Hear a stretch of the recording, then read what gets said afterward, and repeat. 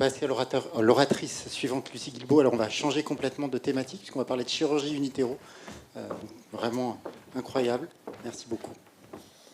Merci à vous. Donc moi, je suis gynécologue obstétricienne. J'en suis pas encore aux 25 ans de mon histoire. On est plutôt sur une dizaine d'années. Mais effectivement, je vais vous parler de chirurgie in utero, et voire plus si affinité, pour une malformation qu'on appelle les dysraphismes ouverts, qu'on appelait autrefois le spina bifida. Donc il s'agit d'une malformation qui correspond à une anomalie de fermeture du tube neural qui survient très tôt dans la grossesse, au cours de la 4e semaine de gestation. Et cette malformation, elle va induire une hernie de la moelle épinière au travers de la colonne vertébrale qui est lésée, ce qui fait que la moelle épinière, au cours de la grossesse, va être tout le temps en contact avec l'environnement intra-utérin, ce qui va induire des lésions sur cette moelle épinière. Par ailleurs, cette malformation, elle rend la colonne pas imperméable, et ce qui fait qu'on observe un écoulement de liquide cérébrospinal au travers de la lésion. Cet écoulement de liquide cérébrospinal va induire une hernie de la partie postérieure du cerveau, le cervelet. C'est ce qu'on appelle la malformation de Chiari de type 2. Et cette hernie du cervelet va gêner la circulation du liquide au niveau du cerveau, entraînant ainsi une hydrocéphalie. Cette malformation, elle va être responsable après la naissance d'un handicap complexe qui allie à la fois un déficit des membres inférieurs, une malposition des pieds, des troubles sphinctériens qui sont très impactants dans la vie des personnes avec un spina bifida, avec des vessies neurologiques qui impliquent des sondages urinaires pluriquotidiens pendant toute la vie, et une constipation qui indique un traitement dès la naissance par laxatif, voire plus. Et puis il y a des anomalies cérébrales, on l'a vu, la hernie du cervelet et l'hydrocéphalie. C'est une malformation qu'on diagnostique généralement, et en France dans plus de 90% des cas, au cours de la grossesse, et le plus souvent lors de l'échographie du 2e trimestre de la grossesse. On peut voir à l'échographie la malformation au niveau du dos du bébé, ou sinon les malformations au niveau du cerveau. Et pourquoi réaliser une chirurgie in utero ? Eh bien, c'est en connaissant la physiopathologie de cette malformation que des chercheurs ont eu l'idée de réparer la malformation au cours de la grossesse, afin d'une part de protéger la moelle épinière de l'environnement intra-utérin, et d'autre part de bloquer l'écoulement de liquide cérébrospinal en espérant une remontée du cervelet et une circulation plus normale du liquide cérébrospinal au niveau du cerveau. En France, la chirurgie in utero des spina bifida a débuté en 2014 à l'hôpital Trousseau par un programme qui s'appelle le programme de réparation in utero des myéloméningocèles, qui a été mis en place par le professeur Jean-Marie Joannick, qui est mon patron, et le professeur Michel Zera, qui nous a quittés, mais qui était neurochirurgien pédiatrique à Necker. Donc cette chirurgie, elle consiste à 5 mois et demi de grossesse, à faire un peu comme une césarienne chez la maman. Donc la patiente est évidemment sous anesthésie générale. Elle a aussi des médicaments pour éviter d'avoir des contractions pendant la chirurgie. Et puis on va faire une sorte de césarienne, une incision de 5-6 cm sur l'utérus, qui va nous permettre d'observer la malformation du dos du fœtus et de passer la main aux neurochirurgiens qui, sous contrôle d'un microscope opératoire, vont faire exactement la même chirurgie qu'ils font à la naissance, mais chez le fœtus qui pèse à peu près 700-800 grammes à ce terme-là. Une autre technique s'est développée par la suite parce que le problème de cette chirurgie à ciel ouvert, c'est que cela induit une cicatrice utérine au cours de la grossesse, donc une morbidité maternelle importante avec une obligation d'accoucher par césarienne et un risque de rupture prématurée des membranes et d'accouchement prématuré important avec des conséquences aussi chez le nouveau-né en plus de celles de la malformation. Donc on a travaillé pendant 6 ans avec notre équipe de recherche au développement d'une technique moins invasive utilisant la fétoscopie. Et j'ai eu la chance d'être investigatrice principale d'un 2e programme de chirurgie in utero, cette fois-ci par fétoscopie, qui a ouvert en 2021 à l'hôpital Trousseau, qui s'appelle Prium 2, qui permet de proposer cette technique à nos patientes. Donc là encore, on va faire une ouverture de l'abdomen maternel qui nous permet d'extérioriser l'utérus, comme vous pouvez le voir sur cette image-là. Mais au lieu de réaliser une cicatrice de 5 cm, on va mettre 3 petits trocars de 3 mm de diamètre, et on va pouvoir, à travers ces trocars, enlever du liquide amniotique, insuffler du dioxyde de carbone, donc du gaz, qui nous permet de bien voir le dos du bébé. Et ensuite, à l'aide d'une caméra et d'instruments, on va pouvoir réaliser exactement la même chirurgie que ce qu'on fait à ciel ouvert, mais en étant moins invasif. Évidemment, je suis loin d'être toute seule au cours de ces chirurgies. On est généralement 20 autour de la patiente, avec une grosse équipe anesthésique. Et puis du côté opérateur, on a un neurochirurgien pédiatrique, c'est le docteur de Saint-Denis qui travaille avec nous, qui est un excellent expert de cette malformation. Mais on a aussi le professeur Sabine Hirtan, qui, elle, est chirurgienne viscérale pédiatrique et qui a une expertise majeure en termes de technicité, de suture, parce que les neurochirurgiens ne font pas de célioscopie. Donc c'est vraiment un travail pluridisciplinaire qui permet de réaliser ces chirurgies.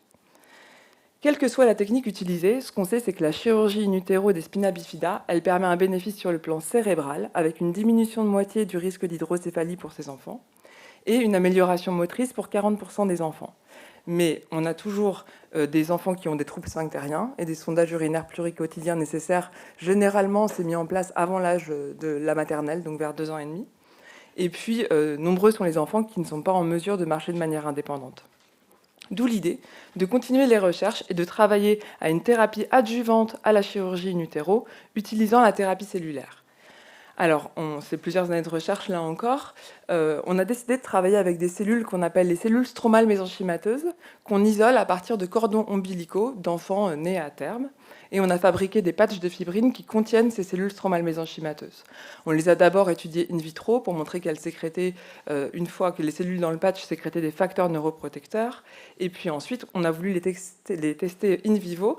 Et on a donc travaillé chez le modèle de fœtus de brebis, qui est un modèle chirurgical de spina bifida chez le fœtus de brebis, que j'avais déjà utilisé pour la fœtoscopie, et cette fois-ci pour tester la thérapie cellulaire. Donc ce qu'on fait, c'est que, donc il faut savoir que la durée de gestation de la brebis, c'est 145 jours.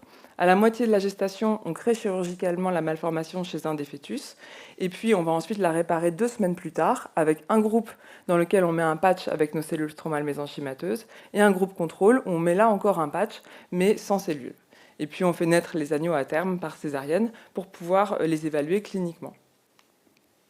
La première année d'expérimentation, nous avons évalué les agneaux à 2 heures de vie. Et on a été assez déçus des résultats cliniques parce que finalement, il n'y avait pas de grande différence sur le plan moteur entre le groupe cellules souches et le groupe contrôle. En revanche, quand on regardait sur le plan histologique, on avait une préservation de la moelle épinière, plus de motoneurones dans le groupe cellules souches. Donc on s'est dit peut-être qu'évaluer les agneaux à 2 heures de vie, c'est trop tôt. Parfois, le petit être humain met 18 mois à apprendre à marcher. Il faut peut-être laisser un tout petit peu plus de temps aux agneaux pour s'adapter à leur environnement. Donc on a dû lever pas mal de fonds pour être en mesure de faire vivre les agneaux pendant 24 heures, parce que ça nécessite de leur donner le biberon toutes les 3 heures, à la fois dans la journée et la nuit, et donc ça nécessite des sous et des gens. Mais ça valait le coup, parce que la deuxième année d'expérimentation, on a pu montrer une différence au-delà de ce que j'espérais en termes de bénéfices moteurs, puisque dans le groupe cellules souches, tous étaient capables de déambuler normalement, tandis que dans le groupe contrôle, la grande majorité était paraplégique. Sur le plan histologique, on a montré les mêmes effets, et puis on a fait une étude de biodistribution de nos cellules qui a montré qu'en mettant un patch sur la moelle épinière au cours de la chirurgie in utero, les cellules ne migraient pas à distance dans les autres organes de l'agneau ou dans les placentomes des brebis. On a ensuite réitéré nos expérimentations, mais cette fois-ci, au lieu d'utiliser un patch de cellules d'origine ovine, on utilisait des cellules d'origine humaine, et on a pu montrer l'innocuité des cellules humaines chez le modèle animal.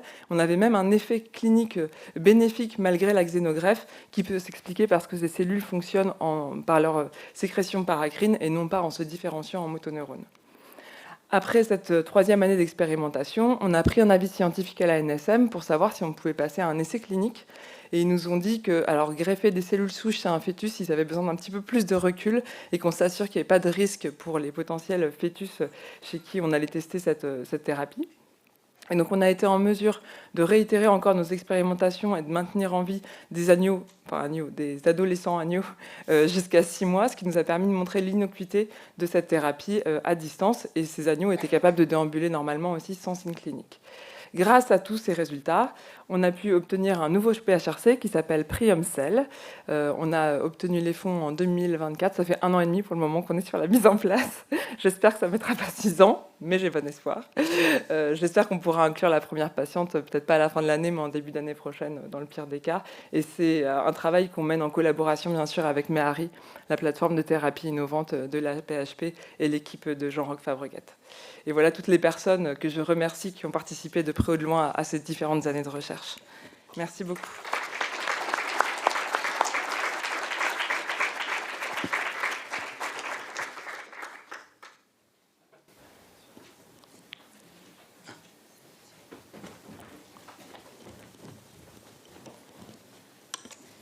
Ça fait toujours le même effet, c'est pas la première fois que je vous entends, Lucie. Il y avait un article dans Le Monde hier qui a été relayé par la revue de presse de la PHP qui évoquait les travaux similaires d'une équipe de Californie. j'ai pas bien compris en lisant l'article quel était le distinguo entre vos deux technologies et le degré d'avancement, de maturité de l'une ou de l'autre. J'ai compris qu'il y avait des cellules souches qui étaient tirées du placenta d'un côté et de cordon ombilical de l'autre, mais c'est quoi l'avantage relatif? Et est-ce que vous collaborez? Et si vous collaborez pas, est-ce que ce serait intéressant que vous collaboriez ou pas? Merci pour cette question. Alors effectivement, en plus d'avoir une pression sur Priamcell, maintenant on a la pression médiatique parce qu'ils ont cité mon nom et le nom de l'étude. Mais peut-être que ça fera avancer la mise en place du PHRC, qui sait. Donc oui, il s'agit du travail de Diana Farmer. Pour être parfaitement honnête, quand j'ai commencé ma thèse de science sur ce sujet, elle avait publié un seul case report et je cours beaucoup après elle parce qu'on n'a évidemment pas la même force de frappe parce qu'elle est très installée dans ce monde-là. Et puis aux États-Unis, je pense que, enfin j'en suis sûre, même pour y avoir travaillé un petit peu pour faire de la recherche, ils ont des fonds qui sont vraiment très différents des nôtres. Et donc effectivement, eux, ils ont donc publié dans le Lancet leurs 6 premiers bébés opérés in utero avec des patchs qui sont assez similaires aux nôtres, mais des cellules qui sont issues de placenta. Ce qui est plutôt une bonne nouvelle, je trouve, c'est qu'on a des résultats très très concordants chez l'animal. On travaille exactement chez le même modèle animal, et je pense que c'est intéressant d'être deux équipes qui travaillent sur la même chose dans deux endroits complètement différents et d'avoir des résultats similaires. Moi, ça m'arrange que le Lancet soit sorti, ça m'aidera pour la NSM, je suis contente. Et par contre, je pense que c'est quand même intéressant de travailler avec des cellules qui sont issues de cordon, d'autant que dans l'Amérique actuelle, elle travaille sur des placentas issus d'avortements. Ça peut être une source compliquée de ces cellules. Donc je pense que c'est intéressant de poursuivre nos travaux. Voilà. Concernant la prise de contact, je lui ai déjà envoyé plusieurs mails auxquels je n'ai pas eu de réponse, mais je ne désespère pas qu'on puisse partager un jour nos différents résultats. Je vais poser une deuxième question. Est-ce qu'il y a des techniques spécifiques dans la cryopréservation des tissus qui sont prélevés ou des cellules qui sont prélevées qui pourraient changer éventuellement la manière dont il y aurait une réparation qui se ferait différemment? En fait, j'ai des collègues qui sont chirurgiens thoraciques qui ont fait des allogreffes de trachées qui nous expliquaient qu'en fonction de la manière dont étaient techniqués les tissus, ça pouvait changer beaucoup de choses. Et la deuxième, c'est est-ce qu'il y a des médicaments en plus à rajouter, en plus d'empêcher l'accouchement ou chez la femme qui a opéré? D'accord. Alors concernant la cryopréservation des cellules, non pas à ma connaissance, mais c'est probablement parce que ce ne sont pas des tissus justement, mais juste des cellules. Concernant les médicaments, donc c'est des patientes, mais c'est très empirique, qu'on met sous tocolyse de manière continue jusqu'au terme de l'accouchement, jusqu'à 37 semaines d'aménorrhée. Et en dehors de ça, elles n'ont pas de traitement particulier, sauf s'il y a une complication telle qu'une rupture prématurée des membranes qui nous indique une antibiothérapie en plus. Une dernière question. Vous avez bien montré que de fermer, ça aide. Mais oui. Fermer, c'est aussi fait que votre liquide céphalorachidien, il va continuer à avoir son rôle très important pour le développement. Et donc, il permet d'apporter des éléments. Est-ce que vous avez essayé de mettre des produits qu'on connaît dans ce liquide céphalorachidien, notamment qui sont issus de la SCO, spondine et autres, qui pourraient avoir un rôle pour pouvoir justement aider vos cellules mésenchymateuses à aller vers des dérivés qui nous intéressent un peu plus, c'est-à-dire la neuroprotection et le développement des motoneurones. Merci pour votre question. Non, on n'a encore jamais fait ça. Pour le moment, on n'a pas du tout modifié les cellules. Actuellement, notre piste de recherche, c'est de travailler sur les vésicules dans l'idée en fait, d'être moins invasif. Bon, c'est une idée un peu folle, on verra si ça fonctionne ou pas.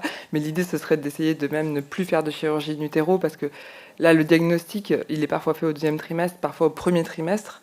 Et la chirurgie in utero, on la fait tout le temps entre 23 et 26 semaines d'aménorrhée, ce qui est déjà très tard par rapport à la physiopathologie de cette malformation, parce que c'est pour des raisons obstétricales, en fait. Quand on les opère avant 23 semaines, elles accouchent toutes prématurément, et après 26 semaines, c'est trop tard. Mais on pourrait, si on rêve un petit peu, imaginer un traitement qui se ferait par injection éco-guidée très tôt dans la grossesse, et c'est ça qu'on commence à l'heure actuelle. Merci beaucoup. Merci à vous. Encore.